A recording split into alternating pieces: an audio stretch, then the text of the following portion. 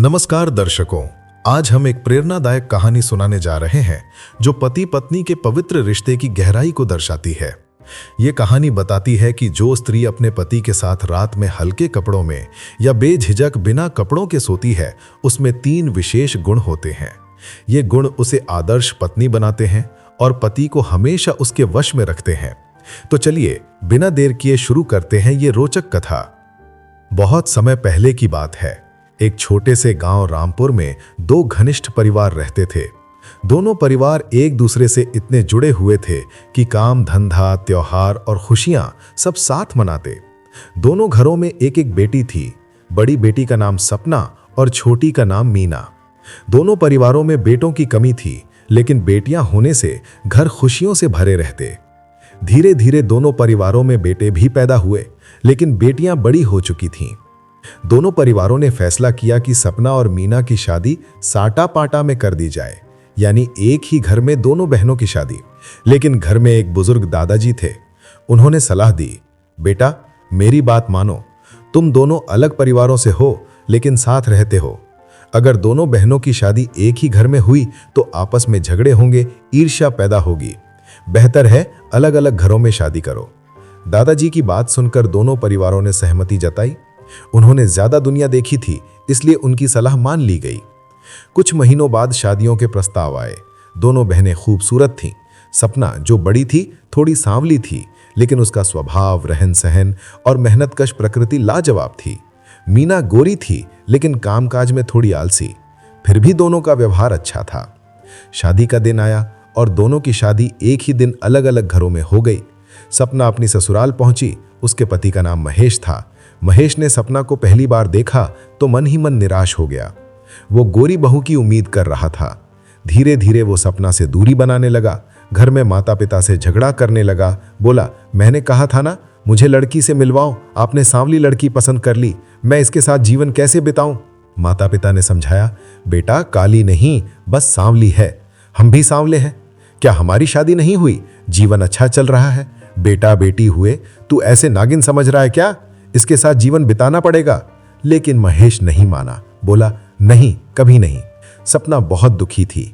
उसी गांव में एक बुजुर्ग काकी रहती थी, जिन्हें सब प्यार से काकी माँ कहते। काकी माँ को जब ये बात पता चली तो उन्हें तरस आया। वे सपना के घर जाने लगीं। एक दिन बहू को देखने के बहाने पहुंची। सपना को देखकर बोली, अरे ये बहू तो लाखों में एक है, कितनी सुंदर। बाहर बैठा महेश दौड़ कर आया। काकी आपको सुंदर लग रही है, मुझे तो बिल्कुल नहीं। काकी मुस्कुराई, बेटा स्वभाव और रहन सहन देखो, अगर सुंदर बहू मिले लेकिन माता पिता से झगड़े तो क्या? महेश चुप हो गया। काकी ने आगे कहा, सुहाग रात भी नहीं बिताई क्यों? महेश मायूस होकर चला गया। काकी माँ ने सोचा कुछ करना होगा। 2 दिन स्थिति देखी। सपना रोते हुए सोचती, पति के माता पिता सांवले हैं, उनकी बहन भी, अगर उनकी बहन के साथ ऐसा हुआ तो? सास ससुर अच्छे थे, सांत्वना देते, बेटी धैर्य रखो, स्त्री प्रेम से पति को काबू में कर लेती है। लेकिन महेश खाना फेंक देता, दूनी बनाए रखता। बोला, मैं तुम्हें दोष नहीं देता माता पिता को, तुम दूसरी शादी कर लो। काकी माँ सास ससुर से बोली, एक उपाय है। बहू के कमरे में गई। सपना रो रही थी। काकी ने पुचकारा, बेटी 3 गुण बताऊंगी जिनसे पति वश में हो जाएगा। फिर पूछा, क्या तू पति के साथ कपड़े खोलकर सोती है? सपना चौंकी, काकी कैसी बात कर रही हो? काकी हंसी, गलत मत समझो, पति पत्नी का पवित्र रिश्ता है, हल्के कपड़े पहनो, श्रृंगार करो, पति आकर्षित होगा। सपना ने कहा, कब से करूं? काकी बोली, आज से करो, 3 गुण बाद में बताऊंगी। रात हुई। महेश को कमरे में सोने के लिए आना पड़ा। वो मुंह फेर कर सोने लगा। सपना श्रृंगार कर हल्के कपड़े में लेटी। रात में महेश की नींद खुली। देखा सपना सुंदर लग रही थी। मन बदला, बार बार देखने लगा। सपना की नींद खुली, मुस्कुराई, नाटक किया। उसने जब देखा कि उसे महेश देख रहा है तो करवट बदली तो उसका सौंदर्य उभर आया।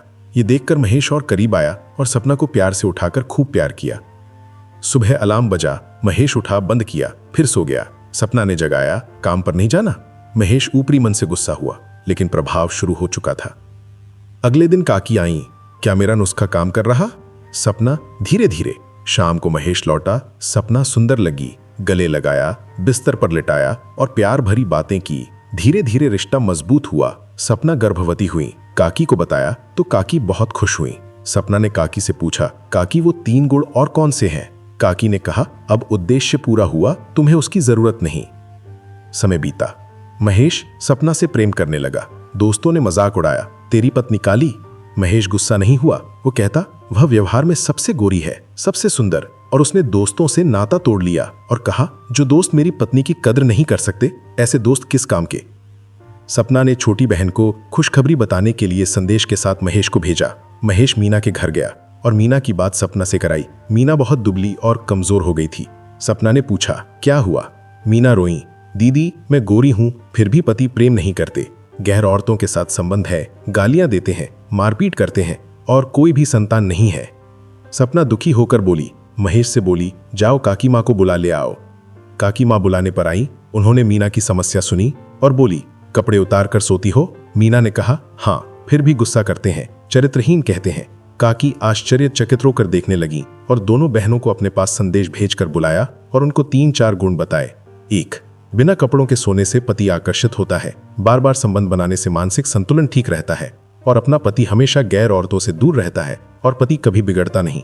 उसके बाद काकी ने दूसरा गुण बताया और कहा, बार बार संबंध बनाने से मां बनना आसान होता है और जल्दी संतान प्राप्ति होती है, जिससे कि पति का मन घर पर लगा रहता है।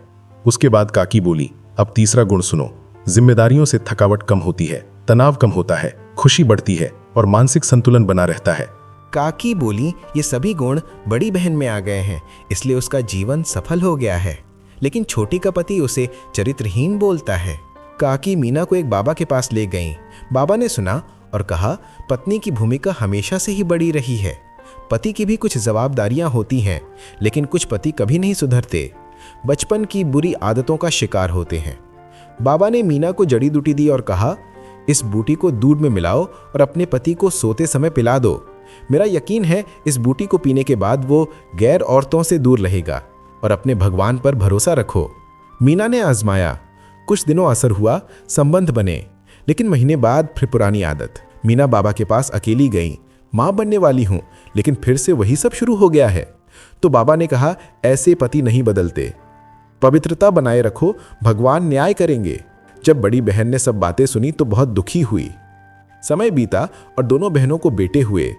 छोटी बहन ने फिर बताया कि उसका पति अभी भी वैसा ही है। यह सुनकर काकी ने कहा, भगवान पर भरोसा रखो, न्याय जरूर होगा। कहानी का सार, स्त्री पति को वश में कर सकती है, लेकिन चरित्रहीन पति मुश्किल से वश में आते हैं। प्रयास करो, ना माने तो भगवान पर छोड़ो, न्याय होगा। दर्शकों, ये कहानी सिखाती है प्रेम, धैर्य और गुणों से रिश्ता मजबूत बनता है। ये कहानी आपको कैसी लगी? कमेंट में जरूर लिखें। तो मिलते हैं नेक्स्ट वीडियो में। धन्यवाद।